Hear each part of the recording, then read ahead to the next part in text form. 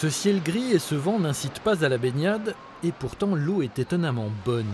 Des relevés effectués au large ont enregistré des pics à 22 degrés, un record pour un mois de juillet.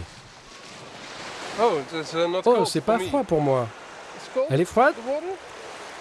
Ouais, un petit peu quand même. C'est plutôt le vent et la température extérieure, hein, mais je pense que la température de l'eau, elle n'est pas si fraîche que ça. Elle est très bonne. Pour moi, je la trouve bonne. Les gens du sud diraient qu'elle est peut-être un peu fraîche. Cette chaleur n'est pas exceptionnelle. Dans la baie de Seine, les eaux douces de l'Orne et de la Seine apportent régulièrement la chaleur des terres. Ce qui en revanche est nouveau, c'est la précocité de telles températures. D'ordinaire, elles sont attendues pour août et septembre.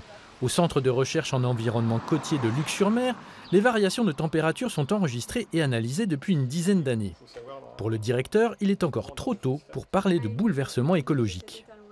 Pour l'instant, il faut voir si on observe une augmentation des occurrences de ces épisodes de précocité pour savoir vraiment s'il y aura un impact à long terme. Donc pour l'instant, on est sur un événement ponctuel d'un été où l'eau est chaude et c'est plutôt agréable.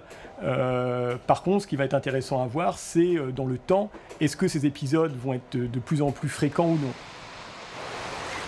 En 10 ans, la température de la Manche a augmenté de 0,6 degrés, une tendance qui va se poursuivre dans les prochaines décennies, mais d'ici à ce que la côte de Nacre devienne la côte d'Azur, il va s'écouler un certain temps.